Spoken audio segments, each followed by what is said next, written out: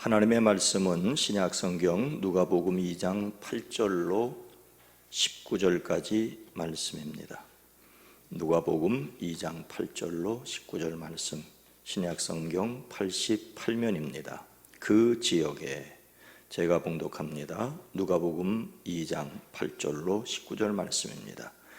그 지역의 목자들이 밤에 밖에서 자기 양떼를 지키더니 주의 사자가 곁에 서고 주의 영광이 그들을 두루 비추매 크게 무서워하는지라. 천사가 이르되 무서워하지 말라. 보라, 내가 온 백성에게 미칠 큰 기쁨에 좋은 소식을 너희에게 전하노라. 오늘 다윗의 동네에 너희를 위하여 구주가 나셨으니 곧 그리스도 주시니라. 너희가 가서 강보에 쌓여 구유에 누워 있는 아기를 보리니 이것이 너희에게 표적이니라 하더니 호련히 수많은 천군이 그 천사와 함께 하나님을 찬송하여 이르되 지극히 높은 곳에서는 하나님께 영광이요 땅에서는 하나님이 기뻐하신 사람들 중에 평화로다 하니라. 천사들이 떠나 하늘로 올라가니 목자가 서로 말하되 이제 베들레헴으로 가서 주께서 우리에게 알리신 바 이 이루어진 일을 보자 하고 빨리 가서 마리아와 요셉과 구유에 누인 아기를 찾아서 보고 천사가 자기들에게 이 아기에 대하여 말한 것을 전하니 듣는 자가 다 목자들이 그들에게 말한 것들을 놀랍게 여기되 마리아는 이 모든 말을 마음에 새기어 생각하니라. 아멘. 하나님께서 베푸시는 놀라운 은혜가 있습니다. 치유와 회복으로 이 땅에 임하시는 예수 그리스도의 이름을 소망하고 축복합니다. 코로나19 상황 속에서 우리의 삶은 요동을 치고 있습니다. 그런데 코로나19가 아니더라도, 그리고 코로나19가 지나가더라도 미국과 중국이 경제적으로 뒤엉켜 싸우고 있는 상황에서 우리나라 경제는 절대 쉽지 않을 것이라는 분석들이 많습니다. 우리나라 살림이 그렇고 이에 따른 우리네 살림이 역시 만만치 않다는 것입니다. 지난 1월 15일 미국 워싱턴 백악관에서 도널드 트럼프 미국 대통령과 중국 고위급 무역 협상 대표인 류허 부총리가 1단계 무역 합의에 최종 서명하고 악수를 했습니다.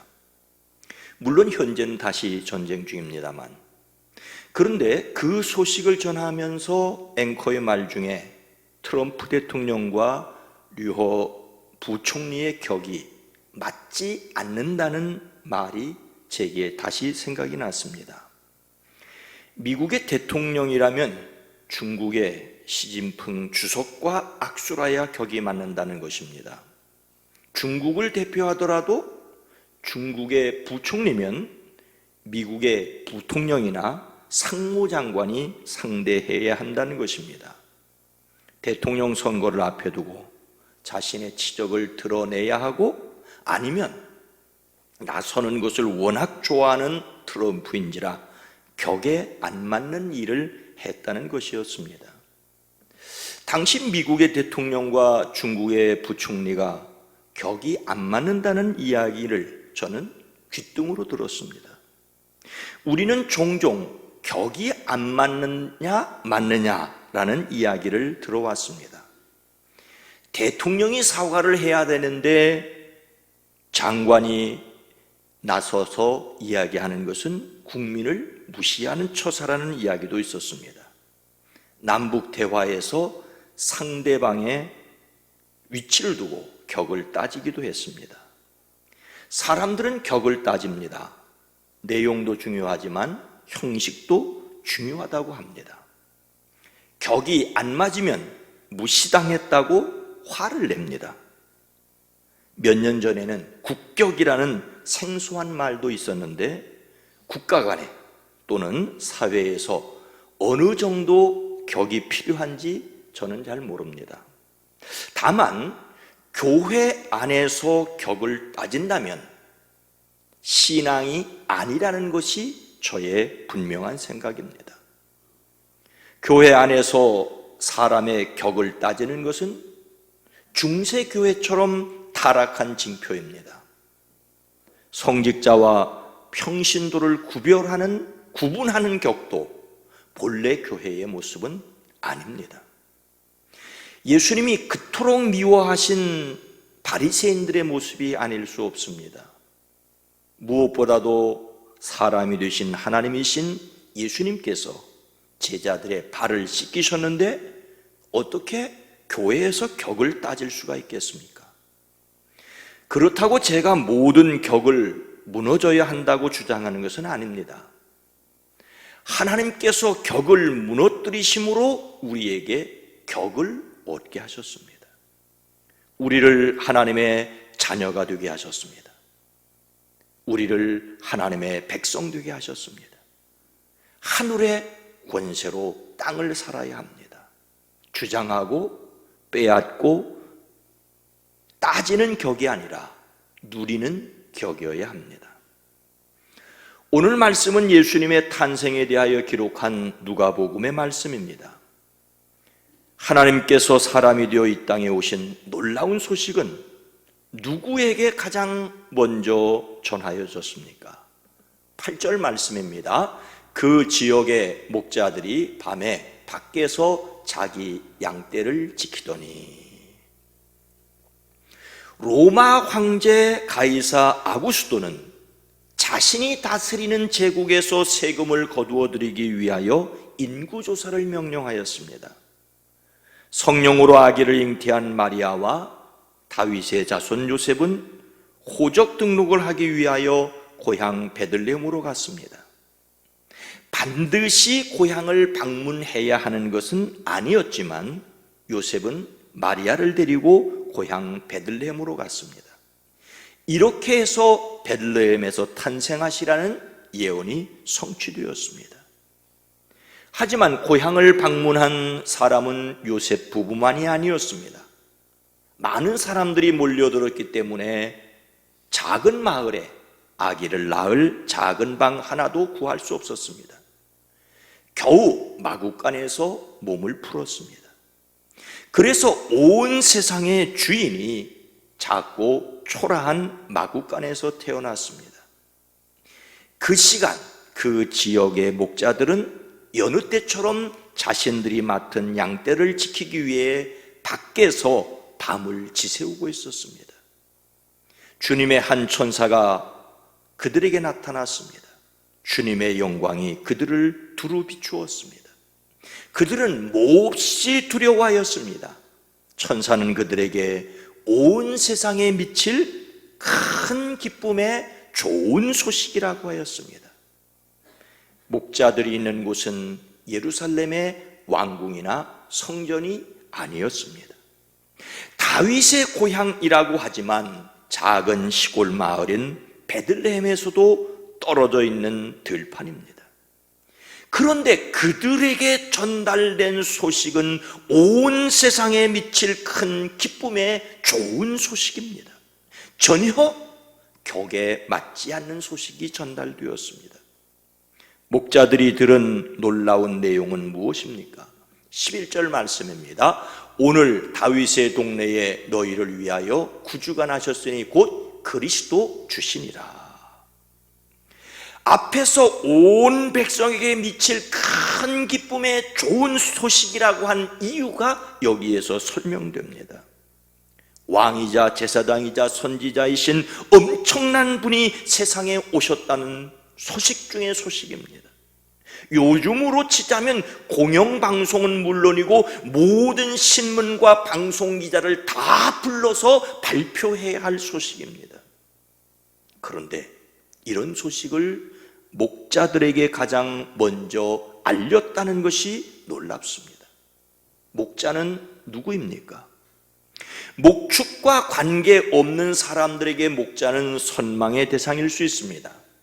더욱이 여호와는 나의 목자시니 내게 부족함이 없으리로다라는 말씀을 아는 사람들에게 목자는 더욱 친밀하고 좋은 느낌일 수 있습니다. 하지만 당시 양을 치던 목자는 가난하고 천대받는 부류였습니다. 다른 사람들에게 신뢰받지 못했던, 아니 멸시받았던 사람들입니다. 생각해 보십시오. 매일 양떼를 이끌고 물과 풀을 찾아 다니는 사람들의 삶이 어떠하였겠습니까? 현대식 시설을 갖춘 뉴질랜드의 초원이 아니라 팔레스틴의 척박한 땅이라는 것을 기억하십시오. 당시 목자들은 떠돌아다녔기에 율법을 전혀 지킬 수 없었습니다. 바리새인들이 안식일에 관한 논쟁을 예수님께 걸어왔을 때 예수님은 너희 중에 어떤 사람이 양 한 마리가 있어 안식일에 구덩이에 빠졌으면 끌어내지 않겠느냐라고 하십니다. 목자는 안식이라도 양을 구해내야 했습니다. 안식일을 제대로 지킬 수 없습니다. 가장 심각한 것은 목자는 법정에서 증인을 설 수 없다는 것입니다. 그들의 말을 신뢰할 수 없다는 것입니다. 주인의 눈을 피해 양을 몰래 훔쳐 팔아먹을 수 있었기에 아예 양이나 양털이나 우유를 사고 파는 행위를 금지당했습니다. 한마디로 정통 유대인들은 목자를 세리나 창기처럼 사람 취급을 하지 않았습니다. 일부러 목자를 모욕하려는 의도로 이런 내용만 골라서 말씀드리는 것이 아닙니다. 그 땅을 순례하는 사람들은 그곳에서 만나는 양떼가 얼마나 더러운지, 목자들의 삶이 얼마나 고단한지를 볼 수 있습니다. 우리나라에서 농사를 사람이 생활하는데 가장 큰 근본이라고 하면서도 농사 짓는 일을 힘들어하는 것과 마찬가지입니다. 그런데 중요한 것은 그들에게 그리스도이신 주님이신 예수님의 탄생이 전달됐다는 것입니다. 예수님의 탄생 소식을 밤에 밖에서 양을 치던 목자가 들었습니다. 전혀 격에 맞지 않는 일이 일어났습니다. 하지만 이것은 하나님의 선택이었고 하나님의 계획이었습니다. 삶의 근본이 되는 일을 하지만 무시되고 오해받는 목자에게, 소외되고 천하게 여겨지는 그들에게 예수님의 탄생 소식이 가장 먼저 들렸고 그 소식을 전하게 되었습니다. 예수님은 낮고 천한 사람들의 구원자도 되신다는 사실을 말씀하십니다. 전혀 격에 맞지 않는 일을 당했다고 놀라지 마십시오. 격에 맞지 않는 일을 당했다고 속상해하지 마십시오. 우리는 하나님이 찾아와 만나주신 사람들입니다. 그래서 세상을 살아갈 용기를 가지시기를 주님의 이름으로 축복합니다. 밤에 들판에서 양떼를 지키다가 분에 넘치는 놀라운 소식을 들은 목자들은 어떻게 하였습니까? 15절 말씀입니다. 천사들이 떠나 하늘로 올라가니 목자가 서로 말하되 이제 베들레헴으로 가서 주께서 우리에게 알리신 바 이 이루어진 일을 보자 하고, 그리스도 주가 태어나셨다는 깜짝 놀랄 소식을 들은 목자들은 이제 베들레헴으로 가자. 당시 목자들의 들판이라는 곳은 현재 베들레헴에서 동쪽으로 3km 정도 떨어진 곳에 있습니다. 자연 석회석 동굴이 많고 기념 예배당이 있습니다. 놀라운 소식을 들은 그들은 곧바로 순종하기로 하였습니다. 그들은 서로 가서 보자고 하였습니다. 자, 우리가 곧 베들레헴으로 건너가 보자고 하였습니다. 천사를 통하여 하나님께서 그들에게 알려주신 것은 무엇입니까? 천사는 너희는 가서 강보에 쌓여 구유에 누워있는 아기를 보리니 이것이 너희에게 표적이니라고 하였습니다. 표적은 강보와 구유입니다. 그들은 베들레헴으로 들어가 방금 태어난 아기를 찾아야 하는데 그 아기는 강보에 쌓여 구유에 누워 있다는 것입니다.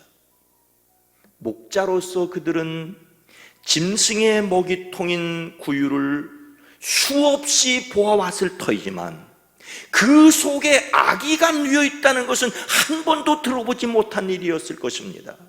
그래서 그들은 들은 이야기가 사실인지 먼저 확인해야 했습니다. 그런데 여기에서 중요한 것은 강보입니다.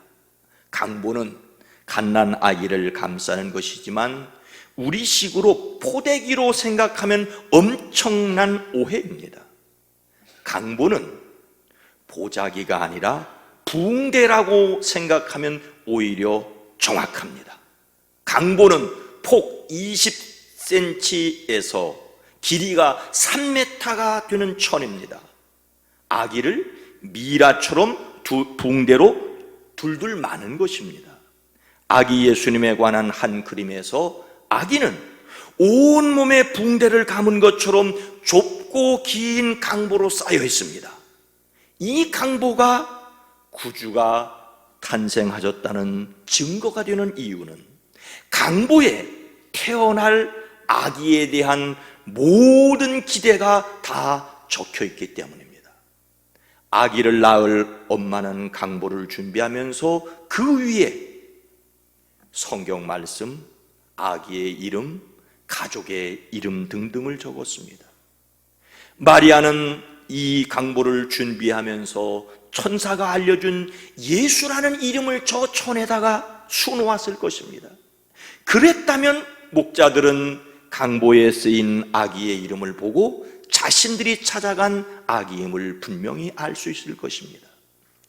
아기를 돌돌 만 강보는 아기를 보호해 줄 뿐만 아니라 강보의 이름이, 강보의 임자가 누구인지를 확실하게 알려주는 가장 정확한 방법입니다. 그래서 그들은 가서 보자고 하였습니다. 17절 말씀입니다. 보고 천사가 자기들에게 이 아기에 대하여 말한 것을 전하니, 목자들은 천사들이 전해준 아기에 대하여 말한 것을 확인하였습니다. 여기서 전하다는 말은 확인하다는 뜻도 있습니다. 그러고 그들은 듣고 본 내용을 아기의 부모와 그들이 만난 사람들에게 두루두루 알렸습니다. 목자들은 탄생 소식을 처음 들은 사람이자 처음 전한 사람들입니다. 목자들은 가서 하나님의 말씀을 보았던 것입니다. 앞서 말씀드린 대로 당시의 목자는 가난하고 천대받았습니다. 어쩌다 법정에서 증언할 수 없는 사람들이 되었습니다. 하지만 그들이 전한 소식을 모두 거짓이라고 할 수는 없습니다. 이런 사람들이 진실을 전했다는데 성경에 역설이 있습니다. 그들에게는 세련됨은 없었지만은 우직함이 있었습니다. 그들에게는 외식이 아니라 진실함이 사람 사는 맛이 있었습니다. 그들의 조상 아브라함과 이삭과 야곱이 목자였습니다. 무엇보다도 하나님을 목자로 비유합니다. 목자는 그들의 삶을 지탱해온 역사이자 바탕이었습니다. 비록 농사 짓는 일이 힘들어 자식에게 물려주고 싶지 않은 고단함이 농부에게 있지만 먹거리를 책임지고 있다는 숭고함에 고마움을 잊지 말아야 하는 것과 마찬가지입니다. 그들은 밤중에 베들레헴으로 가서 보았고 전했습니다. 그들은 왕이 태어났다는 소식을 듣고 그 아기를 죽이려고 했던 헤롯과 달랐습니다. 헤롯의 부탁에 성경의 기록을 찾아 베들레헴에서 탄생하실 것을 가르쳐 주면서도 정작으로 베들레헴으로 가지 않았던 예루살렘의 대제사장이나 서기관들과도 달랐습니다. 예수님의 탄생은 헤롯처럼 자기의 입맛에 따라 덮어버리려고 할 일이 아니었습니다. 예루살렘 성전의 지도자들처럼 머리로 아는 지식으로 끝날 일도 아니었습니다. 목자들처럼 온몸으로 경험하고 듣고 가서 보고 받아들여야 할 놀라운 소식입니다. 그렇다면 우리는 어떻게 해야 하겠습니까? 18절 말씀입니다. 듣는 자가 다 목자들이 그들에게 말한 것들을 놀랍게 여기되, 밤의 들판에서 그리스도의 탄생 소식을 들은 목자들은 베들레헴으로 달려가서 보고 전하였습니다. 그들이 전한 소식을 들은 사람들은 모두 그 말을 놀랍게 여겼습니다. 여기서 놀랍게 여기다는 말은 감탄하다는 말도 있기는 하지만 이상하게 여기다는 뜻도 있습니다. 이어지는 마리아의 반응을 볼 때 여기에서는 이상하게 여기다는 뜻으로 생각할 수 있습니다. 목자들의 말을 들은 사람들은 한편으로는 신비롭게 여기면서도 동시에 의심하였습니다. 목자들이 전한 말이라서 믿을 수 없었던 것이 아니라 그들이 전하는 내용이 너무나도 놀라웠기 때문입니다. 믿기지 않는 내용이었습니다. 그러나 아기의 어머니 마리아는 달랐습니다. 19절 말씀입니다. 마리아는 이 모든 말을 마음에 새기어 생각하니라. 마리아는 목자들이 전하여 준 이 모든 말을 마음에 고이 간직하였습니다. 그리고 곰곰이 되새겼습니다. 마리아는 성령을 통하여 자신에게 일어난 일을 아는 유일한 사람입니다. 마리아의 남편 요셉은 믿어지지 않는 일을 목자의 말을 통하여 어느 정도 더 확신을 가지게 되었을 것입니다. 모든 사람들이 믿지 않아도 마리아는 마음속 깊이 생각하고 또 생각하였습니다. 나사렛에서 천사 가브리엘에게 자신이 직접 들었던 말씀이 이루어지는 것을 목자들을 통하여 확인했습니다. 그러나 앞으로 이 아기가 어떻게 될지 짐작할 수 없었기에 마리아는 말씀을 마음에 담아두고 생각하였을 것입니다. 우리는 목자의 말을 듣고 놀랍게 여겼던 사람들이 아니라 마리아처럼 새기어 생각하는 사람들이어야 합니다. 목자들을 통하여 전달된 전혀 격에 맞지 않는 놀라운 소식이라는 것을 우리는 깊이 생각해야 합니다. 우리에게 임한 하나님의 말씀은 사실 우리가 전혀 받을 수도 믿을 수도 없는 내용이 아닙니까? 로마서 5장 8절을 이렇게 기록하고 있습니다. 우리가 아직 죄인 되었을 때에 그리스도께서 우리를 위하여 죽으심으로 하나님께서 우리에 대한 자기의 사랑을 확증하셨느니라. 하나님께서 사람이 되어 이 땅에 오셨다는 것은 전혀 하나님답지 않은 일일 수 있습니다. 그래도 하나님이 사람이 되실 때 동정녀 마리아를 통하여 오셨다는 것은 어쩌면 격에 맞는 일입니다. 하나님은 함부로 오실 수 없는 분입니다. 그런데 그분이 그렇게 오셔서 십자가에 달려 돌아가셨다는 것은 어쩌면 전능하신 하나님의 격에 맞지 않는 듯합니다. 더욱이 아직 연약한 자들을 위하여, 그것도 경건하지 않은 사람들을 위하여, 죽어줄 가치가 없는 사람들을 위하여 돌아가셨다는 것은 전혀 이해할 수 없는 말입니다. 의인이 아니라, 잘난 사람들이 아니라 아직 죄인들을 위하여 돌아가셨다는 것은 사람의 생각으로 도무지 믿을 수 없는 놀라운 일입니다. 그러나 이것이 하나님의 사랑입니다. 사람들은 사랑에도 격을 따지지만 진정한 사랑은 격을 따지지 않습니다. 사실 격을 따진다면 거래이지 사랑이 아닙니다. 부모가 자식을 사랑하는데 무슨 조건이 있습니까? 하나님께서 사람을 사랑하실 때 조건을 따지지 않으셨습니다. 사람은 다만 그 사랑을 받아들이면 됩니다. 죄인들에게 임하신 하나님의 은혜를 믿습니다.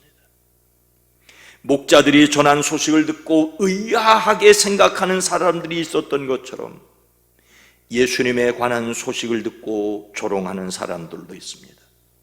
그러나 오늘날도 마리아처럼 그 마음에 예수님을 담아두고 곰곰이 생각하는 사람들이 있습니다.